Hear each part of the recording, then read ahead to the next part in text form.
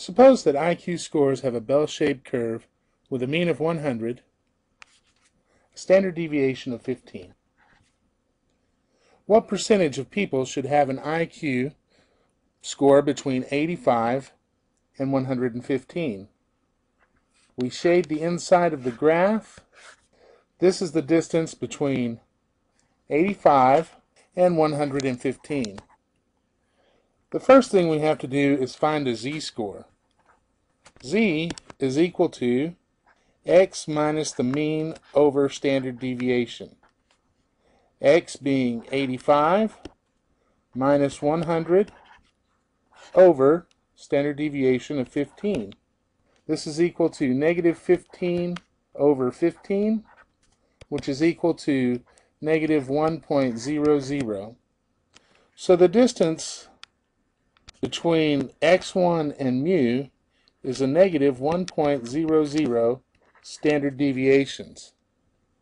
We can also find a z-score for x2, x minus mu over standard deviation, x minus the mean over standard deviation of 115 minus 100 over 15, which is equal to 15 over 15.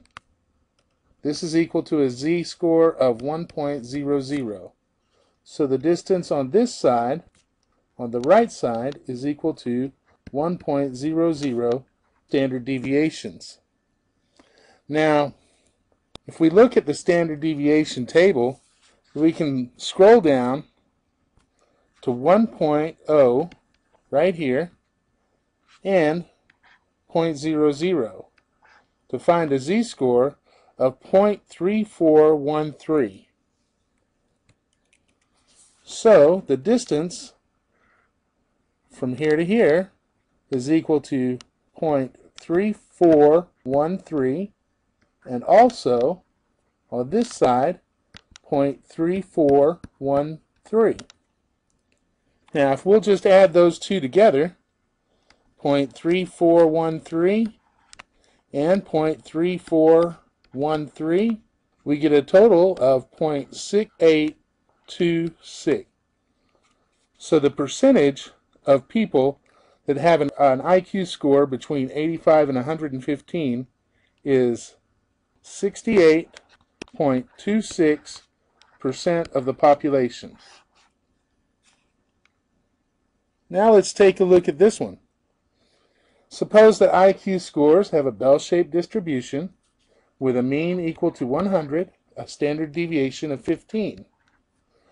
What percentage of people should have an IQ between 70 and 130? We shade again the inside of the graph. Alright, again, the first thing we do is find a z-score. Z is equal to x minus mu over standard deviation. So x being 70 minus 100 over 15, or negative 30 over 15, which is equal to negative 2.00. We also find a z for the second side. Actually, let's put this in here, of negative 2.00 standard deviations. Now, let's find the second side, the right side. Z is equal to x minus the mean over the standard deviation, which is equal to 130 minus 100 over 15, which is equal to 30 over 15, or 2.00. So the distance from the mean to x is equal to 2.00 standard deviations. Again, if we look at the z table, now we scroll down to 2.00 and we see that we have an area of 0.4772. So this distance is 0.4772, and this distance is equal to 0.4772. When we add these two together, 0.4772 and 0.4772. We get a total of 0.9544, or 95.44% of the population has an IQ between 70 and 130. Suppose that IQ scores have a bell-shaped distribution with a mean of 100 and a standard deviation of 15. What percentage of people have an IQ score of more than 130? That would mean that the area shaded is the outside area. So we want to know how many people have an IQ score greater than 130.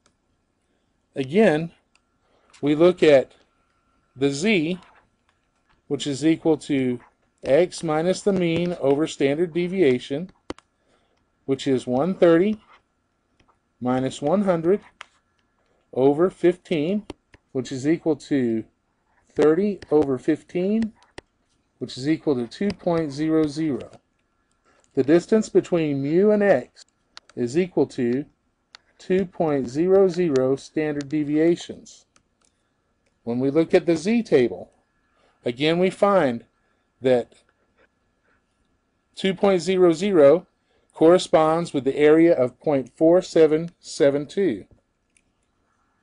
The distance between x and mu is equal to 0.4772.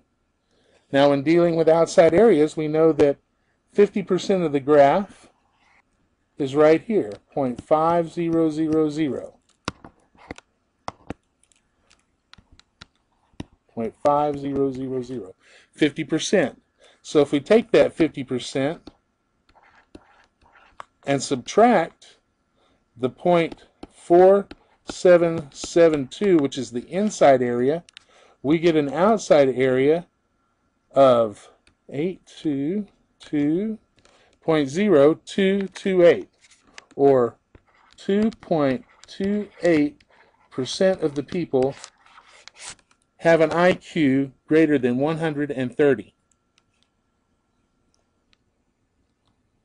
Suppose that IQ scores have a bell-shaped distribution with a mean of 100 and a standard deviation of 15. A person with an IQ score greater than 145 is considered a genius. Does the empirical rule support this statement? First, we find a z, which is equal to our x minus our mean over standard deviation, which is equal to 145 minus 100 over 15, which is equal to 45 over 15, or 3.00. So our z is equal to 3.00 standard deviations. Z-chart, we find right here that a z of 3.00 is equal to an area of 0.4987. So this distance from the x to the mean is equal to 0.4987. So if we subtract 0.4987 from half of the graph, we get a total of 0.0013, or 0.13% of the population has an IQ greater than 145. The empirical rule states that almost 99% of the people will fall in between three standard deviations. So 0.013 would drastically show that anyone with an IQ score greater than 145 is a genius.